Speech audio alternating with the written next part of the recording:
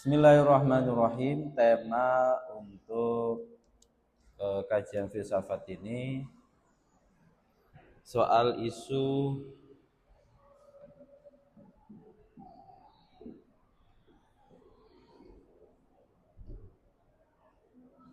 genetik ya.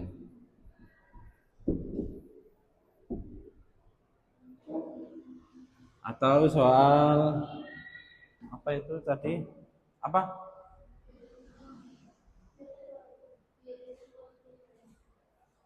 Terus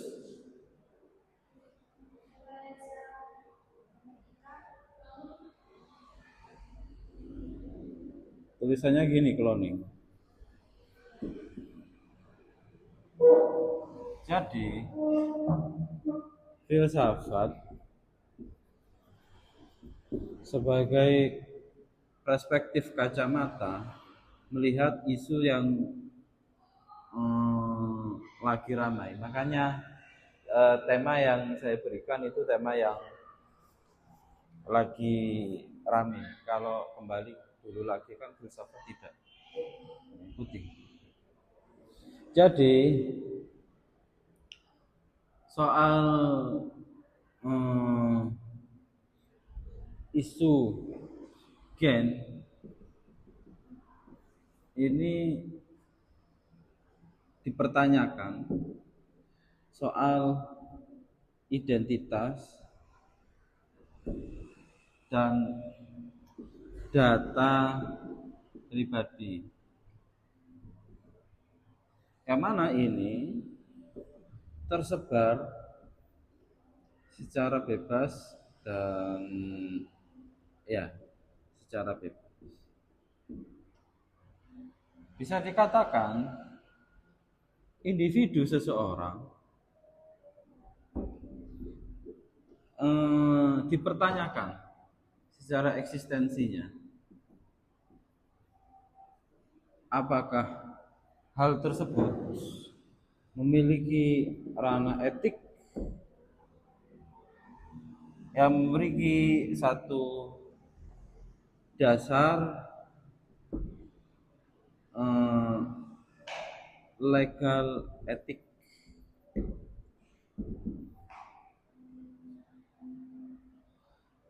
Maka diri dari seseorang ini mempertanyakan identitas atas pribadi seseorang. Meskipun ada kata manusia itu tidak bisa diidentifikasi. Karena yang hanya bisa diidentifikasi adalah mayat yang sudah mati. Itu identifikasi. Makanya di dompet itu kakean identitas loh ya. Kartu identitas anggota penuh. Iki kartu identitas sebagai warga negara. Kartu wakil. Dan identifikasi tersebut itu hanya mungkin ya tidak pada satu identitas biologis, tapi identitas sosial. Kalau mengkaji soal identitas, KTP, KK, terus apa namanya? Kartu anggota, apa? Ini kan suatu identitas sosial dalam lingkup komunitas atau status lah. Nah, yang diisukan soal isu cloning ini bisa diluaskan bagaimana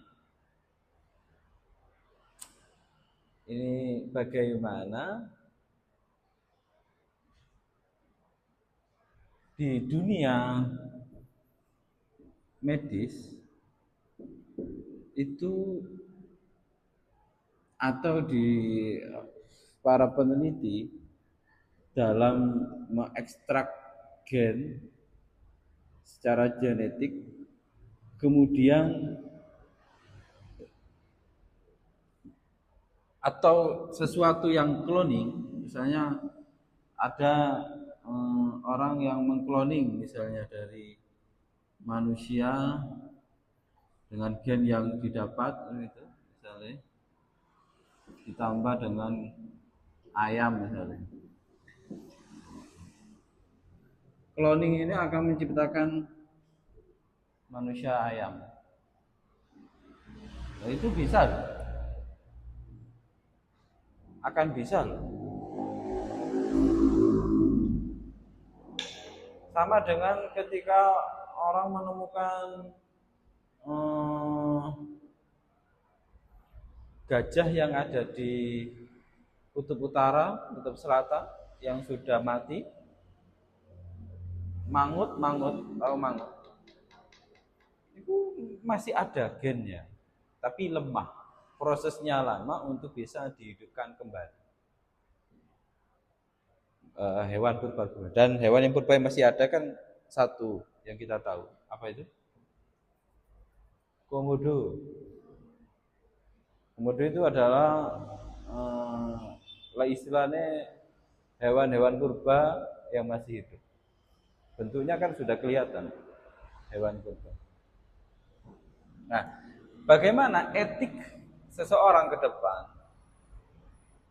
itu mengkloning manusia nanti jadi ayam misalnya. Plus ayam, gennya di sing gambar sing ngene-ngene lho gen itu. Ya, ngene-ngene terus dihubungkan. Ini bagaimana secara etik ke depan? Secara gen soal filsafat membaca manusia gennya digabung dengan ayam. Ini kan isu yang dilempar ya. Ada juga penelitian sudah lama ini, mungkin 2000 berapa gitu.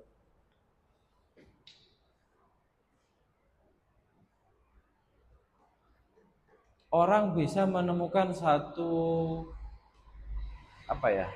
Kalau di sains itu hal-hal yang digabung, kemudian dia berdetak. Asalnya mati, terus digabung berdetak.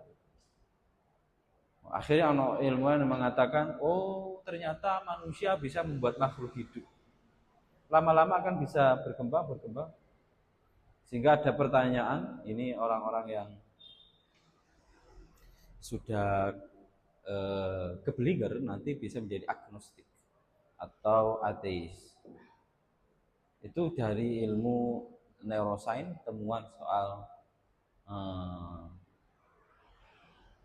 yang sekarang yaitu manusia bisa menciptakan manusia. Akhirnya ada pertanyaan, apa itu ruh? Ruh itu apa? Kalau bisa membuat sendiri. Gila sekali. Kemarin saya mengikuti 7 hari pelatihan soal moderasi beragama dan eko teologi di Bandung. Hasil dari penelitian isu soal keberagamaan yang melonjak itu golongan agnostik, mungkin sekitar 2% lah mungkin. Dari yang hidup Buddha itu 0, itu bisa 2%. Tahu agnostik? Agak tahu juga, wah terlalu lebar saya kemana-mana ya. Tapi dosen harus update dengan keilmuan.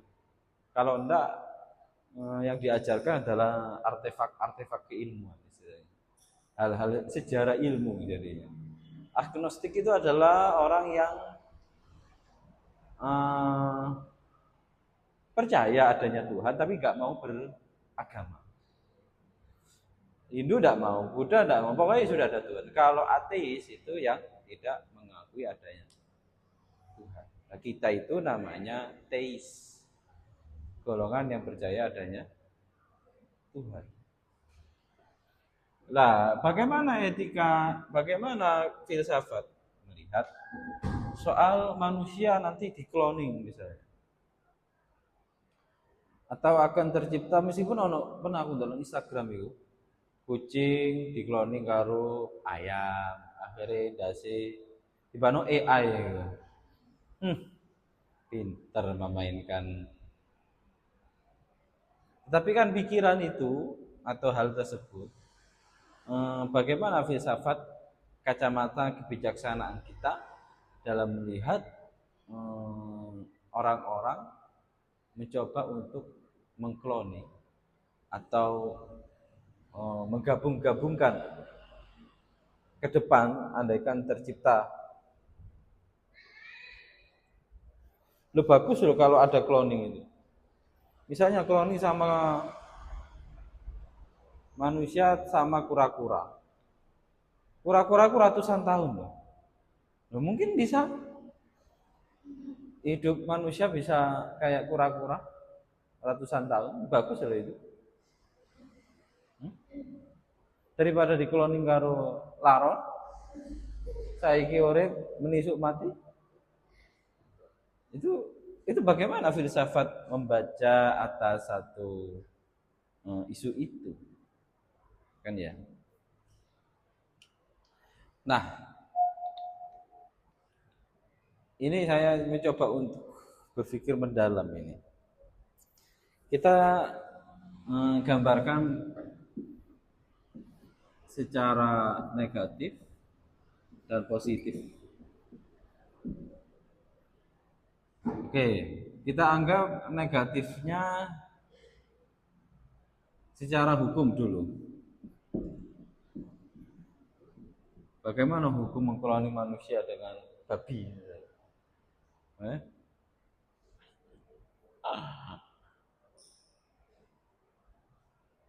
Gennya gabung gitu. Ini menjadi pertanyaan ini.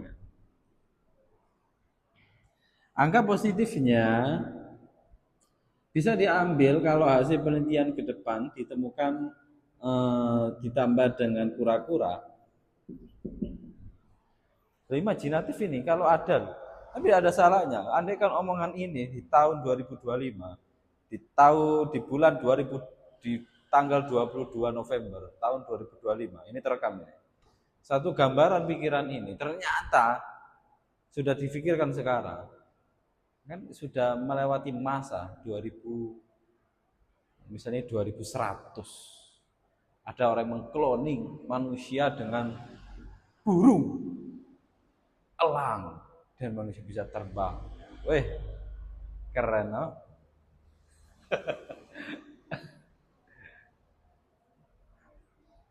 Bagaimana etik yang bisa diambil? Kita ambil kemanfaatannya.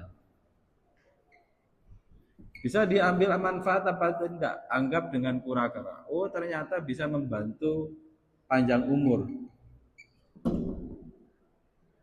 Umurnya panjang. Oh, bisa diambil positifnya. Karena kekuatan kura-kura bertahun-tahun hidup. Ambil negatifnya. Manusia tidak lagi manusia karena dia sudah ada hubungan dengan kura-kura. Maka dipertanyakan lagi, manusia itu apa? Jasadkah atau rasionalkah? Sebab manusia itu istilahnya animale rasionale, bahasa apa itu Spanyol ya. Adalah hewan yang berpikir rasional.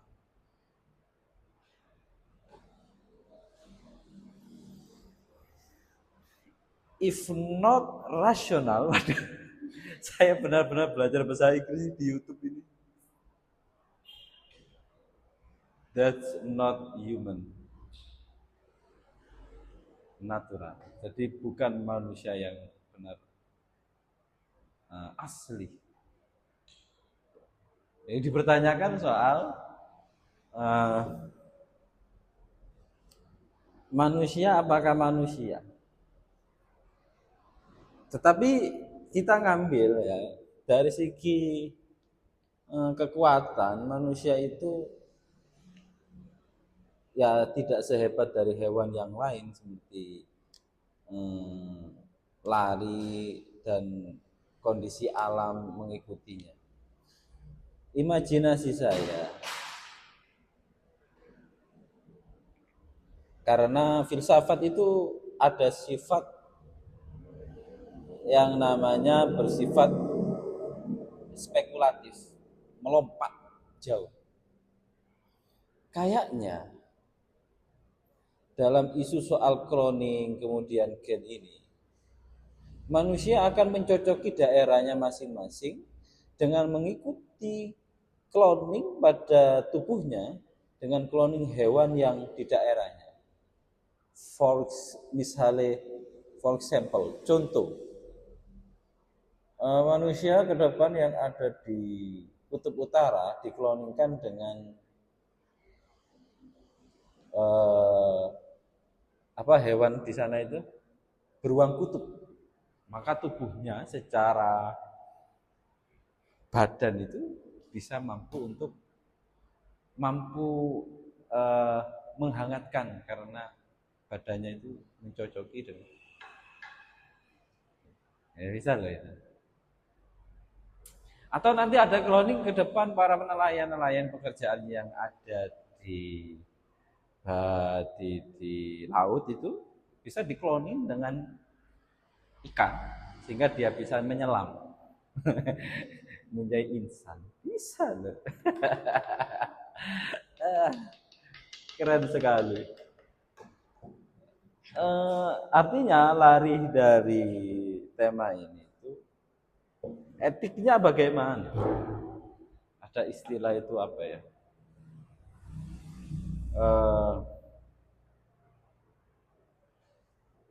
Etika logisnya itu bagaimana untuk melihat itu. Kalau kita ngambil kemanfaatannya, saya tidak bermain di hukum bagaimana mengkloning itu menjadi manusia yang, kalau sama babi misalnya, kira dia itu manusia babi yang najis gitu. Hah? Ini apa ya namanya ya? Satu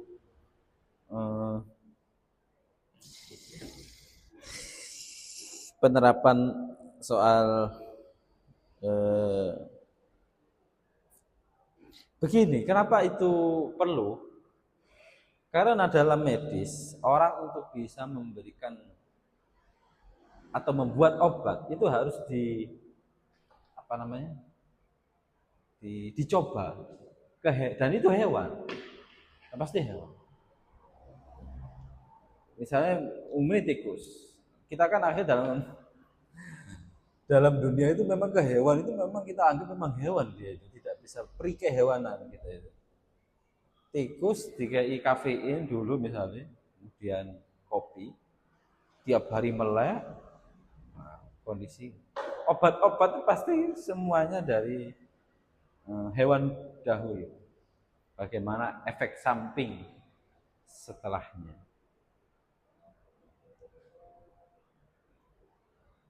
Apalagi ya?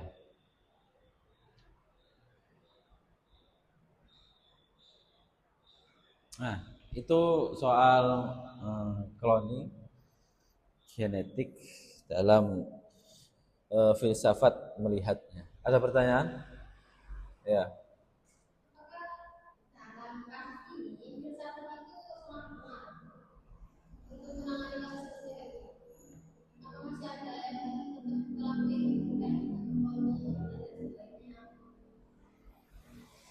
Ada terus satu itu aja. Apa peran gitu? Apa gimana?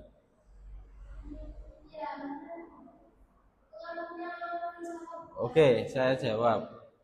Gini, filsafat ngasih pengaruh apa? Filsafat itu ngasih pengaruh pikir isu ini. Bagaimana memberikan kacamata perspektif yang mendalam dan hanya filsafat lah yang, karena sifat filsafat itu berpikir secara radikal, secara mengakar dan liberal.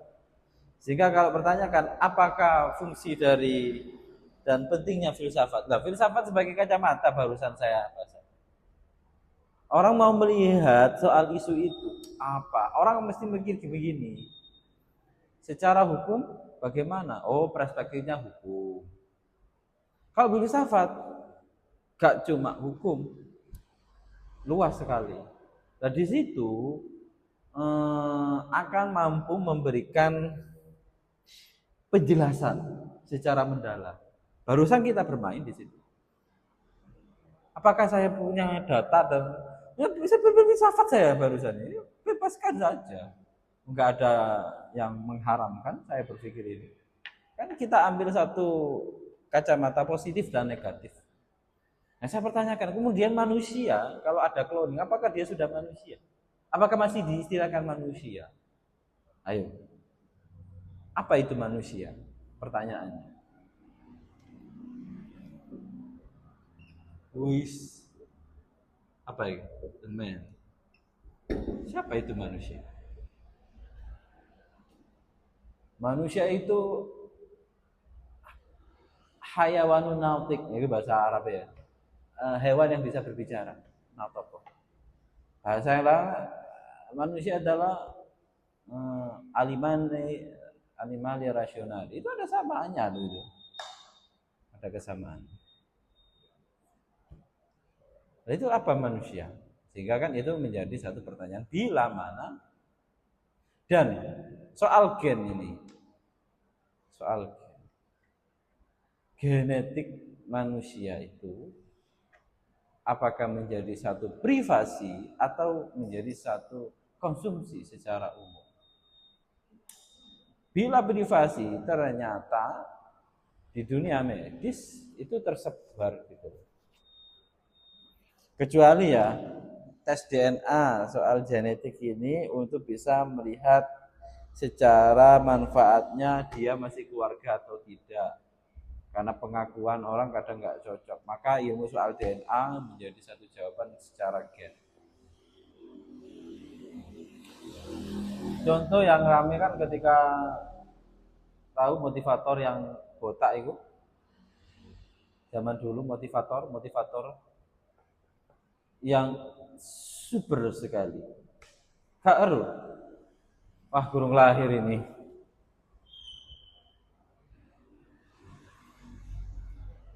Sama mengkaji soal gen loh. Kalian itu gennya nyambung kemana dan bagaimana?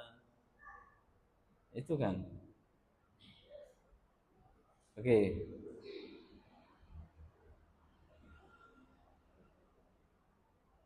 Itu apa namanya?